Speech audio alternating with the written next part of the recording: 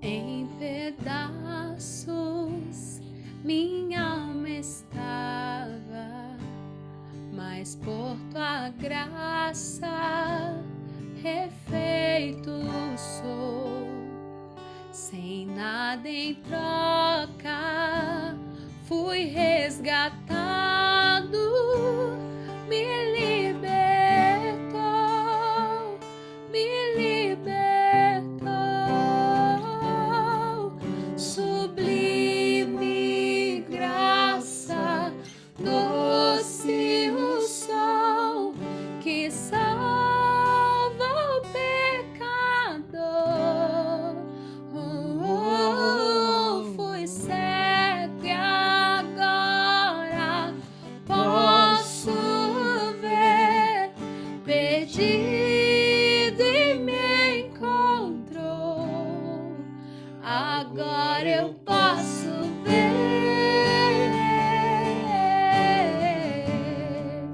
eu posso ver teus olhos de amor, para que eu possa viver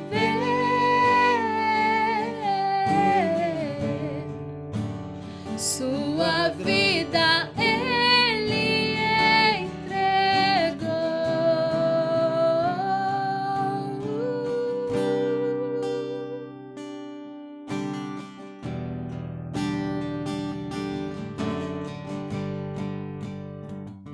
Mesmo com falhas e com fraquezas,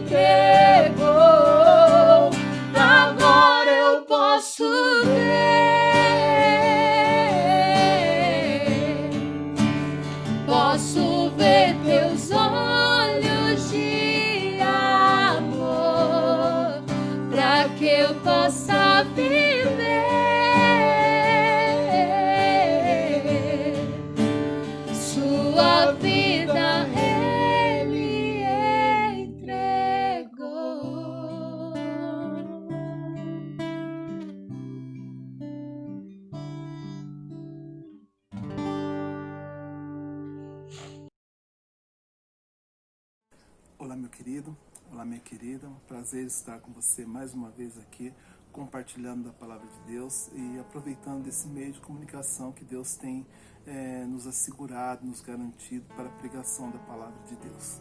Hoje eu quero falar com vocês sobre algo que eu considero muito importante, que é a identidade da pessoa, a identidade do cristão enquanto igreja.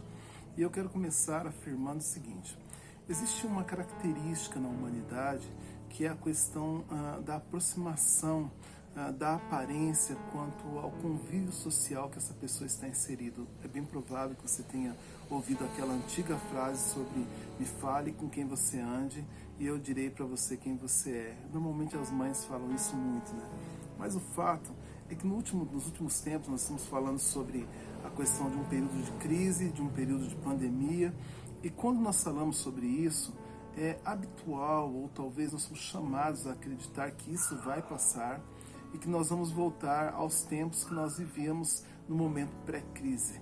Algumas coisas podem voltar ao normal, realmente, algumas práticas podem voltar a existir, mas o fato é que o mundo que nós vivemos jamais será o mesmo depois que tudo isso passar.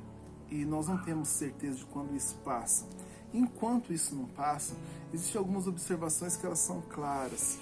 O mundo ele não está apenas mudando, mas ele está migrando para outras localizações. Eu não falo isso geograficamente, mas de uma certa forma, nos últimos tempos nós estamos percebendo o quanto que essa ação está acontecendo em todos os lugares.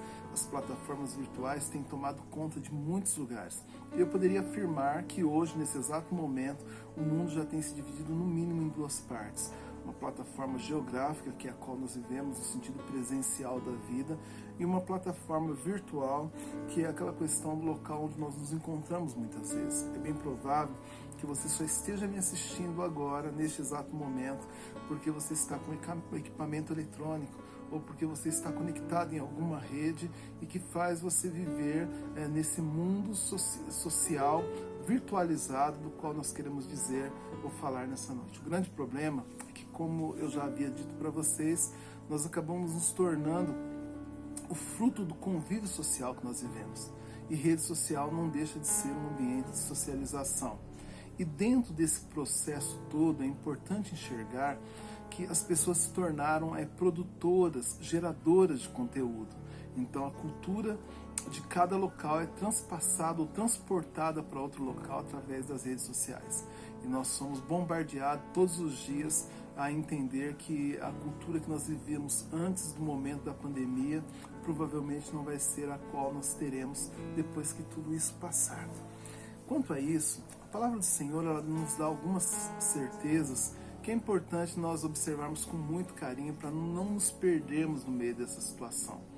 Pedro, ao falar sobre a igreja, sobre a identidade da igreja, lá em 1 Pedro 2, versículo 9, ele diz o seguinte: vós sois a geração eleita, o sacerdócio real, a nação santa, o povo adquirido, para que anuncieis as virtudes daqueles que vos chamou das trevas para a sua maravilhosa luz. Eu acho essa colocação não apenas objetiva, mas completa a respeito da Igreja de Jesus, a respeito de quem eu sou, a respeito de quem você que está me assistindo provavelmente é, e principalmente a respeito do que a Igreja de Jesus é na Terra. Em busca, muitas vezes por títulos, as pessoas acabam se perdendo e não sabendo quem realmente são. E uma vida em busca de identidade, normalmente é característico daquele que não sabe quem realmente é. Então nós vamos observar que esse tipo de pessoa é uma presa fácil num momento onde a cultura está em processo de mutação e de inserção de valores. Eu não desejo ofender ninguém com isso, não é essa a minha situação, mas nós precisamos saber que neste momento, firmar a nossa identidade, mostrar quem realmente somos e viver o que realmente somos, ele é muito importante. Nós somos exatamente o que a Bíblia diz que nós somos. Nós podemos exatamente o que a Bíblia diz que nós podemos. E nós devemos ou não devemos fazer exatamente aquilo que a Bíblia diz que nós devemos ou não devemos fazer. Mas nós começamos a olhar para tudo isso e uma pergunta me vem à mente. Se hoje arrancassem de você todos os títulos que você ganhou até o momento da sua vida, você saberia quem você realmente é? Você saberia realmente qual o seu papel neste momento de pandemia, neste momento de dificuldade pelo qual o mundo está passando? Eu costumo dizer que eu e você, nós que estamos vivos, nós que somos a igreja do Senhor, fomos preparados para esse momento. Deus nos escolheu para isso. Deus nos colocou como igreja para viver esse momento, não apenas como igreja vitoriosa, mas como igreja condutora de um povo e que passará por tudo isso de uma forma muito sublime, carregada, suprida por Deus. Agora, uma coisa bacana que eu quero que você observe é que o que você é determina exatamente aquilo que você pode. Você nunca vai poder mais do que aquilo que você é, ou do que aquilo que você tem trabalhado no processo da sua vida, como identidade da sua vida. Por isso que 1 Pedro 2, versículo 9, diz o seguinte: vocês são a geração eleita, o sacerdócio real, a nação santa, o povo adquirido para que anuncieis as virtudes daquele que vos chamou das trevas para a sua maravilhosa luz. Há um tempo atrás, aproximadas 3 ou 4 semanas, me parece, um pré-indicado para o Ministério da Educação, não vou citar nomes, mas um pré-indicado, ele foi impedido de assumir o cargo de ministro da Educação no Brasil, porque aquilo que ele estava dizendo que ele era não coincidia, não batia exatamente com aquilo que ele realmente era. Ele não estava em concordância com aquilo que ele disse que era. Os seus diplomas haviam sido, de uma certa forma, invalidados ou não eram válidos para o propósito qual era necessário, e aí a situação ficou um pouco estranha. Mas quem podia dizer que aquele candidato era ou não era o que ele havia dito ser? É uma pergunta que a gente tem que fazer, né?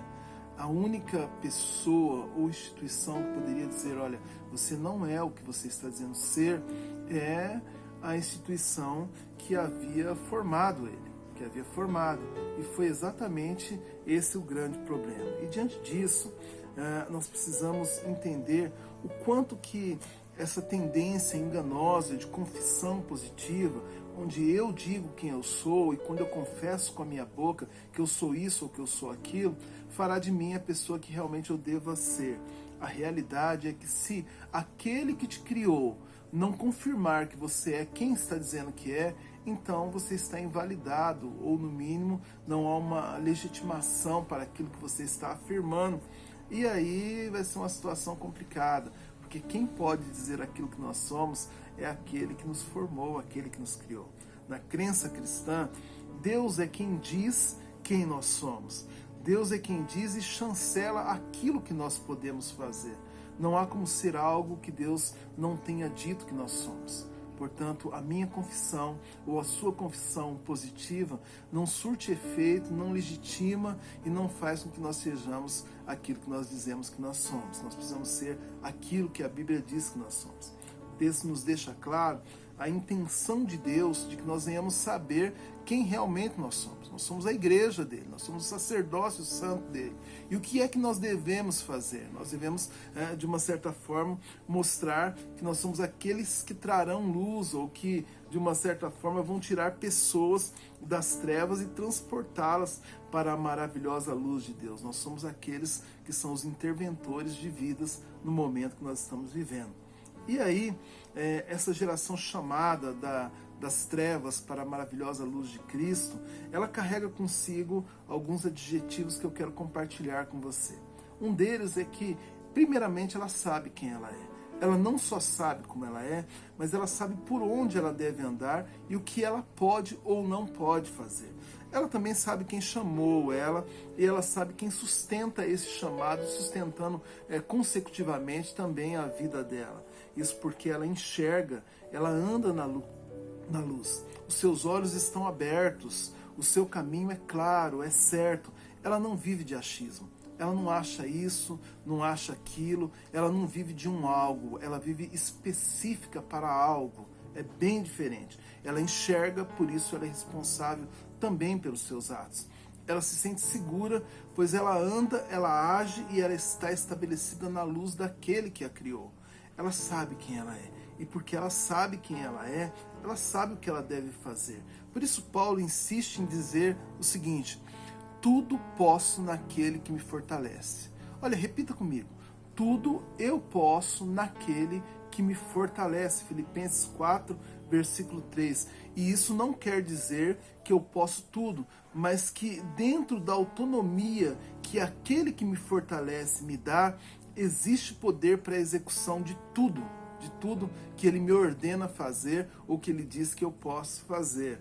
Por isso, a clareza da identidade ou a clareza que eu tenho daquilo que eu sou validará aquilo que eu posso. Então, aquilo que eu sou vai dizer se eu posso ou se eu não posso algo. Mas então, quem eu sou e o que eu devo fazer quando eu entendo que sou a Igreja de Jesus em meio a um dos momentos mais críticos que a humanidade passou nos últimos séculos? Primeiramente, eu, como Igreja de Jesus, eu sou o representante de Deus no local aonde eu estou. Eu e você, Igreja de Jesus, somos representantes de Deus no local aonde Ele nos coloca. Veja comigo 2 Coríntios 3, versículo 18. Nós, cristãos, entretanto, não temos nenhum véu sobre o nosso rosto. Podemos ser espelhos que refletem claramente a glória do Senhor.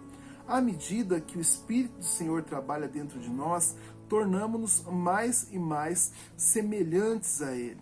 Notem que ao mesmo tempo que Paulo diz quem somos, ele reflete naquilo que podemos ou que estamos incumbidos de fazer. Ele está dizendo, porque nós somos isso, nós podemos aquilo. Porque Ele nos escolheu para isso, nós podemos executar aquilo. Eu creio que isso deveria fazer como se eu e você fôssemos pessoas mais cautelosas nas nossas ações. Quando diz que nós podemos fazer coisas em nome de Deus, em nome da igreja, isso não é apenas um privilégio, isso é uma grande responsabilidade. A responsabilidade de reino, a responsabilidade de representante de reino. Infelizmente, muitos, por não honrarem a identidade da igreja, têm tirado o pecador da escravidão do pecado, se é que isso é possível, né? Tem tirado da escravidão do pecado e os escravizando a outras situações, a outras questões religiosas ou questões de escravidão de próprios dogmas humanos. É comum pessoas hoje em dia saírem da escravidão do pecado e, por exemplo, se tornarem escravos do medo.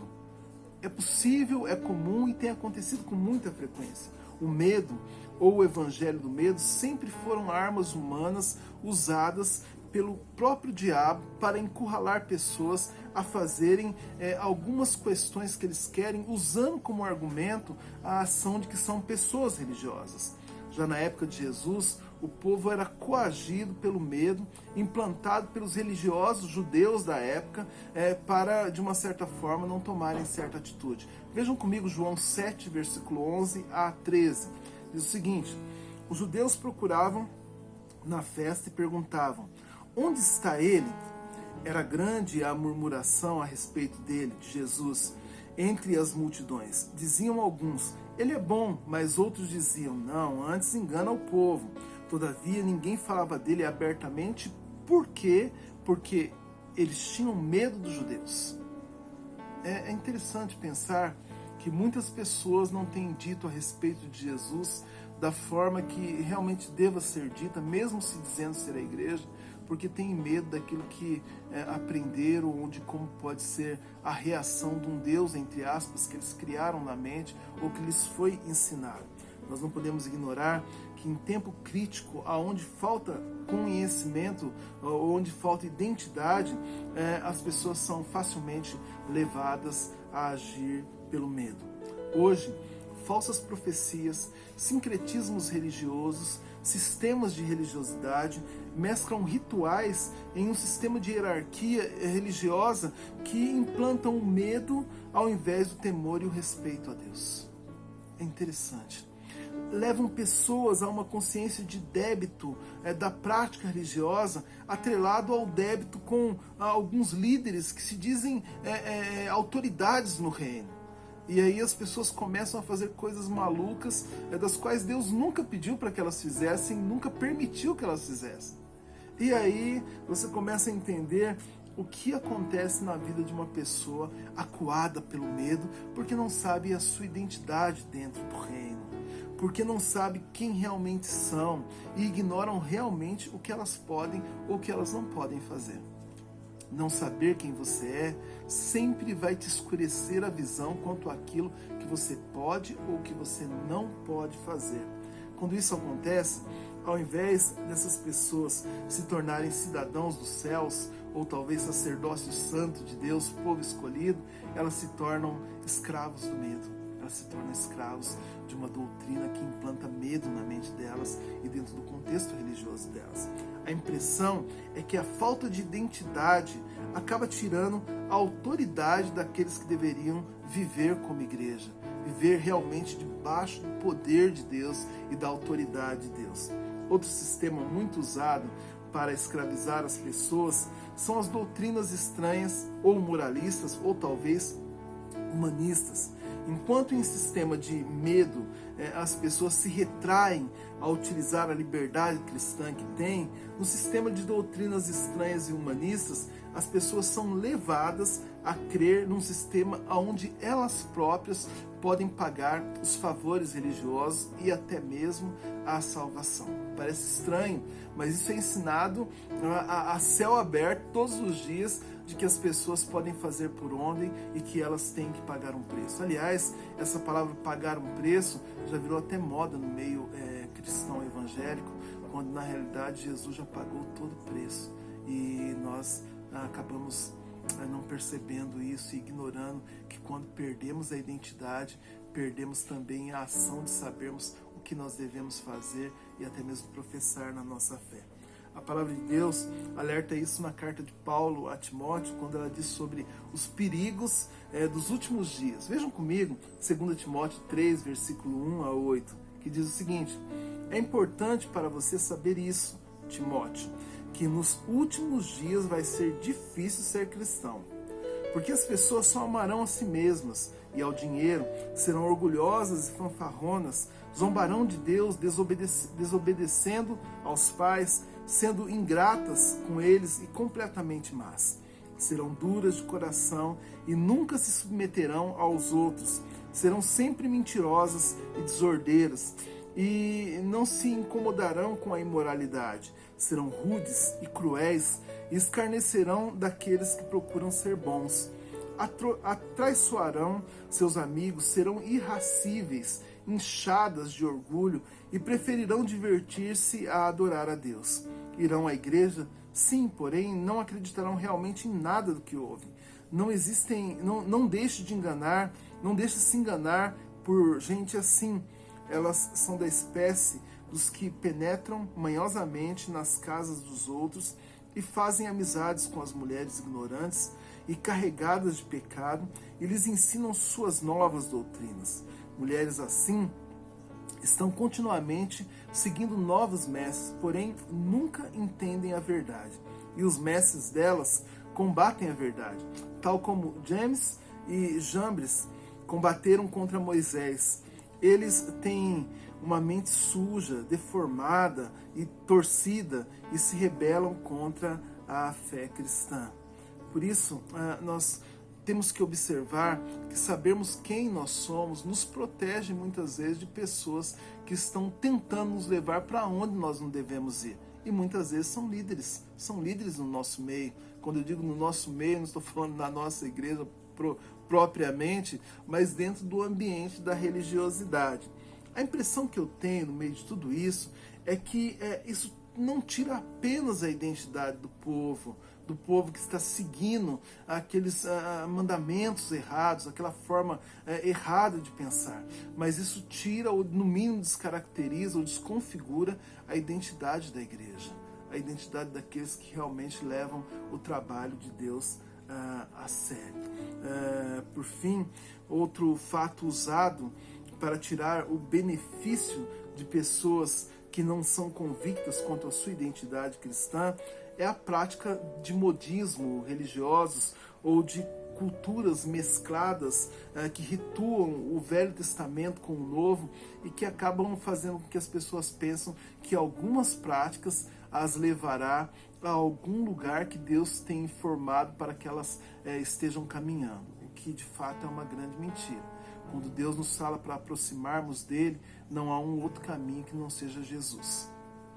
Qualquer coisa que é colocada no lugar de Jesus é considerada idolatria. Então, um povo sem identidade é insensível na busca de um perfil que se encaixe. Ela não consegue ter a percepção de que, de uma certa forma, Deus o chama para determinada situação. E aí eu poderia dizer que essas pessoas, elas vão procurar aquilo que de repente lhes agrada. É importante relembrar que, como igreja, nós somos exatamente aquilo que a Bíblia diz que nós somos. Como igreja, nós podemos exatamente aquilo que a Bíblia diz que nós podemos. E como igreja, nós devemos ou não devemos fazer exatamente aquilo que a Bíblia diz que nós devemos ou não fazer. Então, um povo religioso, insubmisso e sem conhecimento bíblico sempre foi um povo sem identidade. Descrito na Bíblia como um povo sem identidade, um povo que anda perecendo continuamente. Veja comigo Oséias 4, versículo 6, que diz o seguinte: o meu povo está sendo destruído porque lhe falta conhecimento. Você já pensou a respeito disso? Quando um povo perde a identidade, e a identidade ela acontece através do conhecimento que você tem daquilo que você pode, daquilo que você não pode, daquilo que você está ordenado ou não a fazer. Quando um povo perde a identidade nesse sentido, ele tenta substituir aquilo que ele é por aquilo que ele pode fazer, ou por aquilo que ele parece fazer. É mais ou menos assim. O povo tenta substituir o ser pelo parecer. E foi daí que surgiu a ideia do fake news, né? Olha, eu pareço, e porque eu pareço, as pessoas conseguem engolir a minha identidade. Mas aqueles que estão próximos de mim sabem realmente quem eu sou. Uma igreja sem identidade, normalmente, ela não pratica cultos, ela pratica shows. Uma igreja sem identidade, ela não pratica devoção, ela pratica ritual. Uma igreja sem identidade, ela não se entrega, ela troca, ela faz barganha.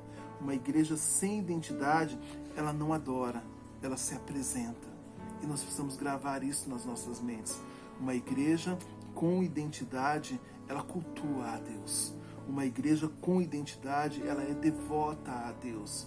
Uma igreja com identidade, ela se entrega em todos os momentos a Deus. Uma igreja com identidade, ela é uma igreja que adora. Ela não apenas tem o nome de adorador ou de adoradora, mas a essência dela parte de um princípio onde adorar Deus é uma coisa normal e uma coisa que faz parte da vida dela.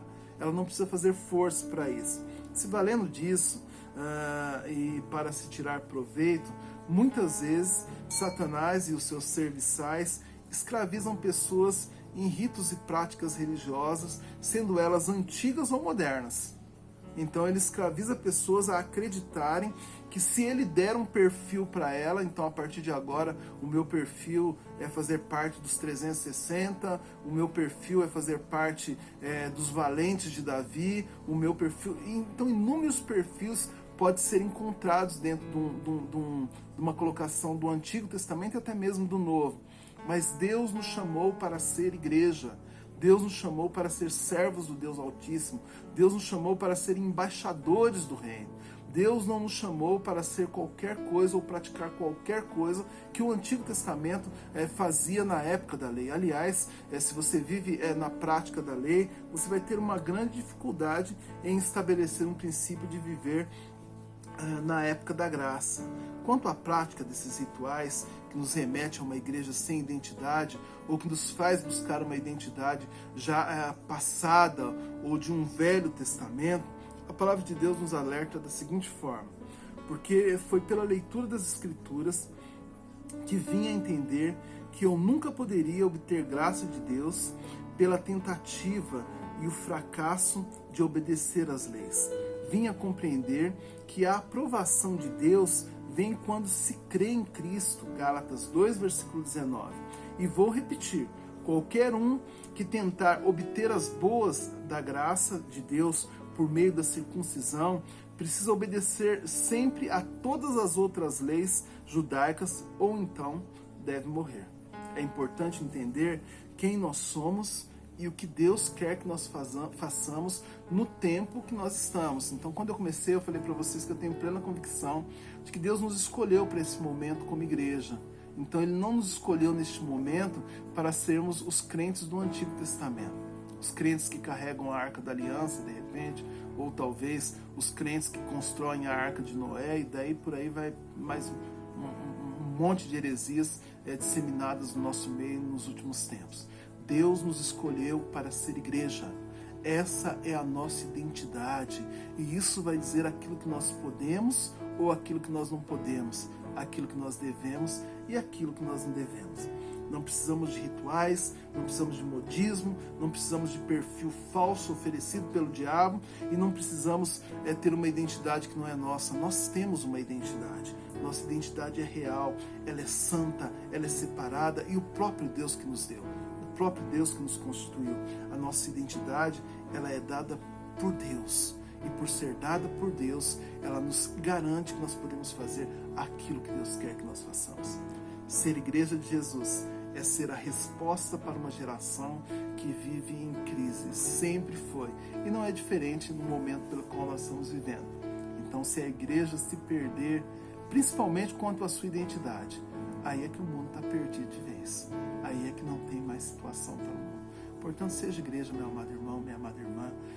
Olhe aquilo que realmente Deus tem te chamado para ser e para fazer.